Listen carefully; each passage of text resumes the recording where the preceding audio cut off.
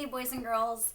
I'm back, and we are still reading The Wild Robot. We're making it pretty far into the book. In an effort to finish, I'm going to try to provide 2 to 3 10-minute clips per week. We are moving to a related arts document where I'll be posting my lesson on Monday, and then it's up to you guys to do creative literacy throughout the week whenever you guys have the time. So you can do it really whenever. And like I said, I'll try to break it up into 2 to 3 10-minute clips that you can listen to and read and then do an activity. If you haven't been keeping a journal, which is totally fine because I added in like extra activities like the Make a Robot and the Act Things Out. I've been loving watching your Flipgrid videos and watching all of you act out parts of The Wild Robot. Today, there will be some links there for some poetry, just a reminder of how some of the poems are made, and then actually a new poetry type, limerick, which I'm not sure, I don't know if you've learned how to do a limerick, so I included a link on how to make one, and if you guys would like to use your journals and try to write some poetry, that would be a great activity to do at home. Today we're reading chapter 41, Summer. So we just left off. Bright Bill is becoming quite the swimmer, quite the flyer, and Roz and Bright Bill just saw their very first ship, the Summer. On clear summer days, Roz and Bright Bill and Chit Chat liked to go exploring. They investigated the island's sandy southern point. They marveled at the rainbows that curved up from the waterfalls.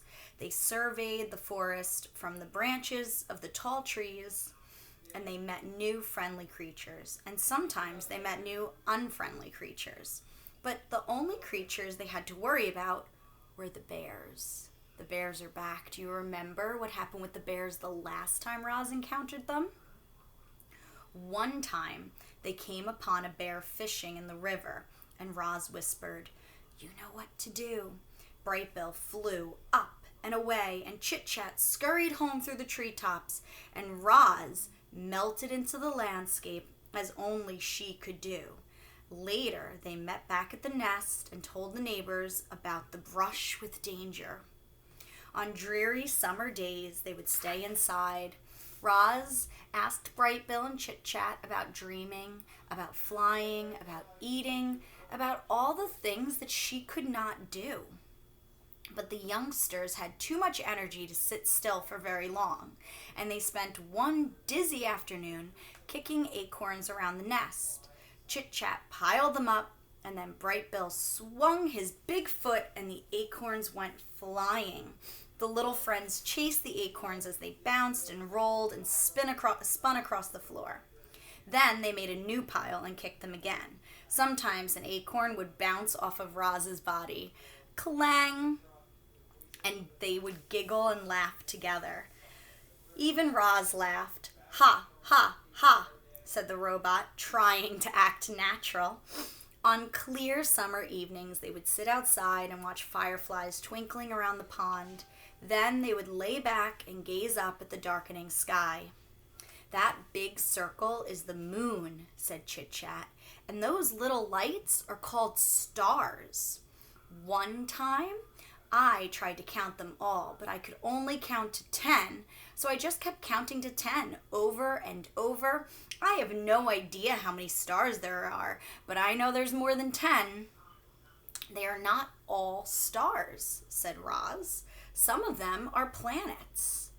"What's a planet?" said Chit Chat.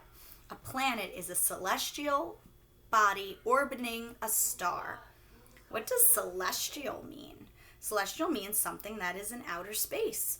"What's outer space?" "Outer space is the universe outside the atmosphere of our planet." "What's a universe?"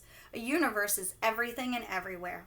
"Oh, so the universe is our island?" None of them would ever really understand the universe, including Roz. Her computer brain only knew so much.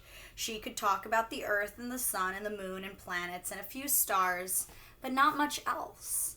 The night sky was full of streaking and shimmering, blinking lights that she simply couldn't identify. Clearly, Roz was not designed to be an astronomer. One dreary summer evening, Roz and Brightbill would curl up together. On dreary summer evenings, Roz and Brightbill would curl up together, just the two of them, and listen to the rain pattering on the roof of the nest. The robot would tell stories of annoying pine cones, terrible storms, and camouflaged insects. But the sound of the rain would always make Brightbill sleepy, and he'd be out before his mother could finish a story. Chapter 42, The Strange Family. Do you think Roz and Brightbill are the strange family, or do you think that they're going to meet a family just as strange as theirs? Let's find out. It was a sweltering afternoon. What does the word sweltering mean? Usually sweltering happens in the summer, so think about that. It's like really, really warm, really hot. Like 99 degrees outside and you're sweating. It's sweltering. The heat had put everyone in a bad mood. Roz was standing in the shade watching her son out on the water. The other goslings were teasing him about something when they suddenly burst into laughter. Brightbill turned around and hurried home with a stormy expression on his face. He stomped into the garden right past his mother without saying a word. Uh-oh. I think that the other goslings, they might be talking about Brightbill's family and referring to it as strange. Let's find out. What's wrong, Brightbill? Roz said as she followed her son into the nest. Nothing, he squawked. Leave me alone. Tell me what's wrong. I don't want to talk about it. Maybe I can help. Mama, the other goslings are making fun of me. What did they say? They called you a monster, and then they laughed at me for having a monster mother. They should know by now that I am not a monster. Would you like me to talk to them? No, don't do that. You'll just make things worse. The robot sat next to her son. Mama, I know you're a robot, but I don't understand what a robot is. A robot is a machine. I was not born, I was built. Who built you? I don't know. I don't remember being built.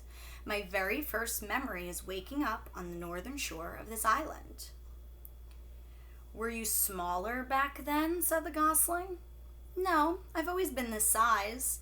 Roz looked down at her weathered body. However, I used to be shiny, like the surface of the pond, and I used to stand straighter than a tree trunk. I used to speak a different language. I have not grown bigger, but I have changed very much. So let's stop and think about all the ways that Roz has changed. I mean, maybe that could be something that you could write in your journal or even maybe write a poem about. The robot wanted to explain things to her son, but the truth was that she understood very little about herself. It was a mystery how she had come to life on the rocky shore. It was a mystery why her computer brain knew certain things about, but not others. She tried to answer Brightbill's questions, but her answers only left him more confused.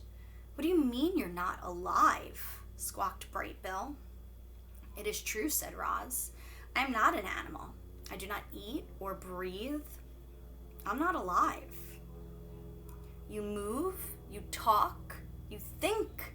Mama, you're definitely alive.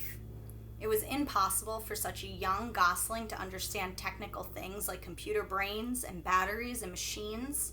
The gosling was much better at understanding natural things like islands, forests, and parents. Parents. The word suddenly left Brightbill feeling uneasy. You're not my real mom, are you? There are many kinds of mothers, said the robot. Some mothers spend their whole lives caring for their young. Some lay eggs and immediately abandon them. Some care for their offspring of other mothers. I tried to act like your mother, but no, I am not your birth mother. Do you know what happened to my birth mother? Roz told Brightbill about the faithful day in the spring, about how the rocks had fallen and only one egg survived, and how she had put that egg in a nest and carried it away, and about how she watched over the egg until a tiny gosling hatched. Brightbill listened carefully until she finished. "Should I stop calling you Mama?" said the gosling.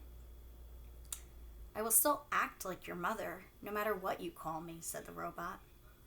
"I think I'll keep calling you Mama. And I think I will keep calling you Son."